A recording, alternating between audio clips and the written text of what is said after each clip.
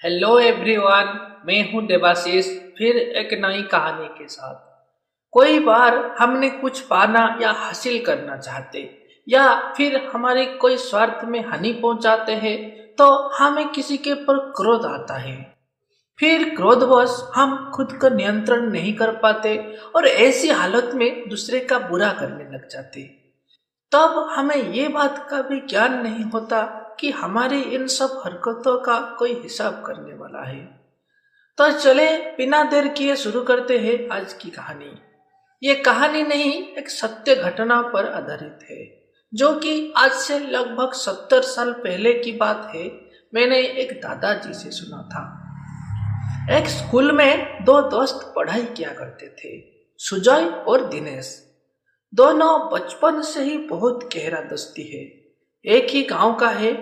तब के समय लड़कियों को ज्यादा पढ़ाई करने नहीं देते, क्योंकि वे मानते थे कि लड़की है तो दूसरे के घर जाना होगा और ज्यादा पढ़ाई करके भी करेगा क्या। पढ़ाई सिर्फ लड़कों के लिए मान्यता था।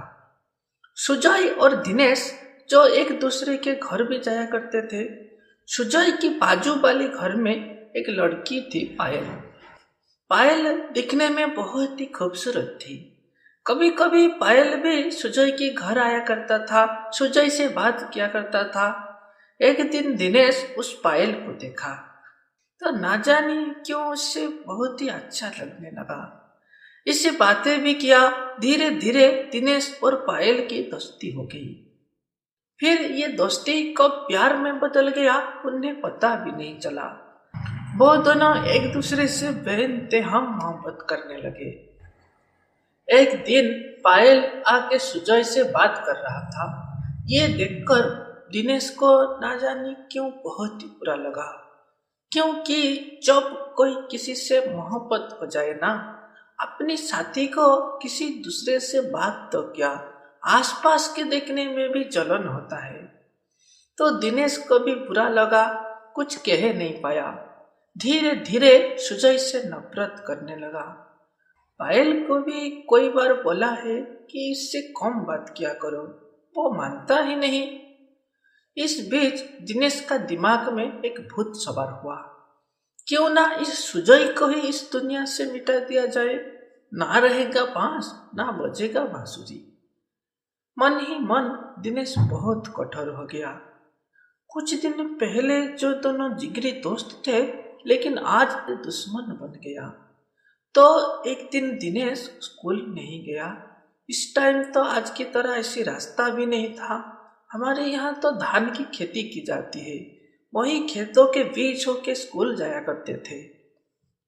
दिनेश एक रस्सी लेके यहाँ छुप के बैठ गया। जब सुजय यहाँ से गुजरा तो वो पीछे से पकड़ लिया और इसका काम वही तमाम कर दिया। फिर वही फेंक के चला गया। उस टाइम तो आज की तरह इतनी डेवलप भी नहीं था ना। बाद में दिनेश को भी कोई पकड़ नहीं पाया, वो बच गया। लेकिन अब पायल से मिलने और नहीं जा पा रहा था। धीरे धीरे उनका भी रिलेशन ज्यादा दिन टिक नहीं पाया। पायल के घर वालों ने तो उसकी शादी भी तय कर दिए। दिनेश अब कुछ नहीं कर पाया, लेकिन वो हारने वालों में से कहा था। सोचा चलो प्यार के चक्कर में अपने दोस्त को भी खो दिया, अब प्यार भी नहीं मिला। फिर माइंड सेट करके वो पढ़ाई शुरू कर दी। अपना पढ़ाई पूरी करके वो एक पुलिस का जॉब ढूंढ लिया। ज्वाइनिंग भी घर से कोई किलोमीटर दूरी पर हुआ, गांव का एरिया था। तो वो एक किराए का घर लेकर रहने लगा। 2-3 साल और भी गुजर गया। दिनेश अब एक बड़ा ऑफिसर बन गया था। पुराने बातों का तो कोई याद भी नहीं आ रहा था। वो जिस एरिया में रहता है उसी एरिया में कुछ गुंडे लोग थे। उन्होंने एक रात किसी का काम तमाम करके एक बैग में भरकर ले जा रहे थे ठिकाने लगाने। रात के करीब 10:30-11 बजे होंगे। तभी एक जगह कुछ लोग बैठकर पत्ते खेल रहे थे। उनका नजर उस गुंडे पे गिरा तो सोचे कि उस बैग में क्या ले जा रहे हैं। हो सकता है कोई खाने का चीज होगा। चलो हम तो 8 लोग हैं, उनसे ये खाना छीन कर हम खाएंगे। ये सोचकर वो लोग उनका पीछा करने लगे। अब तो गुंडे लोग बहुत मुसीबत में पड़ गए, क्या करें ये सोचकर भागने लगे। तभी भागते भागते उस दिनेश की घर दिखाई दिया। सोचे कि चलो उसी को मदद मांगते हैं। जाके दिनेश का दरवाजा खटखटाया। दिनेश निकला, बोला क्या है, इतनी रात को क्यों दरवाजा खटखटा रहे हो। वे अंदर आके बोले हमारे पास कुछ खाने की चीज वगैरह है, छीनने के लिए कुछ लोग हमारे पीछे पड़े हैं, इसलिए आप कुछ मदद कीजिए ना। दिनेश कुछ उल्टा सीधा ना सोचे बोला ठीक है, उसको वहीं पे रख दो, कल सुबह आके ले जाना, लेकिन हाँ मेरा 9 बजे ड्यूटी है, तुम इससे पहले आना। ये बोलकर उन्होंने बैग को वहीं छोड़ के चल पड़े। सुबह 9, साढ़े 9 बज गया तब भी वो लोग आए नहीं। लेट होता देखकर दिनेश अपने काम में चला गया। शाम को जब लौटा सोचा ये बैग में क्या छोड़ के गए, अब तक आए क्यों नहीं। ये सोचकर जब उस बैग पे नजर गिरा तो कुछ पानी जैसा बह रहा था। दिनेश खोलकर जब देखा इसका तो पैरों तले जमीन खिसक गया। अरे ये क्या कर दिया उन्होंने, मुझे झूठ बोलकर ये क्या छोड़ गया रे।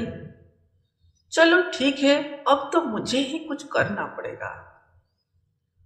कुछ समय इंतजार किया, रात को करीब 9 बजे हो गए। उस बैग को लेकर निकल पड़ा ठिकाने लगाने। तभी जिस रास्ते से वो जा रहा था उसी रास्ते से एक बड़ा पुलिस की अधिकारी आ रहे थे। दिनेश भी उनका जान पहचान की था, क्योंकि वो इसी थाने में काम करता है ना। बड़ा अधिकारी को देख दिनेश कुछ हड़बड़ा गया। तभी उन बड़े अफसर को उस पर डाउट हुआ। पूछे क्या रे, उसमें क्या लेके जा रहा है। बोले कुछ नहीं साहब, घर के कुछ कूड़े वगैरह था, मैं उससे फेंकने जा रहा हूँ। लेकिन बे अधिकारी तो कहाँ मानने वाला। बैग खोल के जब देखे तो अब दिनेश पूरी तरह से फंस चुका था। दिनेश उनसे सब कुछ बताया, फिर भी कोई ना सुने उससे थाने ले गए। केस दर्ज हुआ, कोर्ट में विचार भी हुआ, लेकिन सारे सबूत तो बयान कर रहा है उस दिनेश की तरफ ना। उससे 12 साल की सजा हुआ। तभी जज के सामने दिनेश ने सारी सच्चाई बता दी कि बचपन में कैसे अपने दोस्त सुजय को अपने ठिकाने लगाया था और उसी कर्म का फल आज भुगतना पड़ रहा है।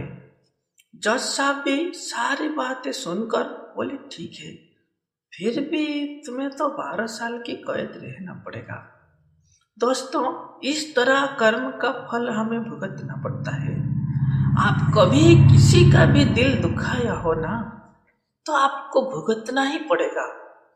आज नहीं तो काल कर्म का फल सबको भुगतना पड़ता है। ना मिला उससे प्यार, ना मिला दोस्त, मिला क्या, कारागार।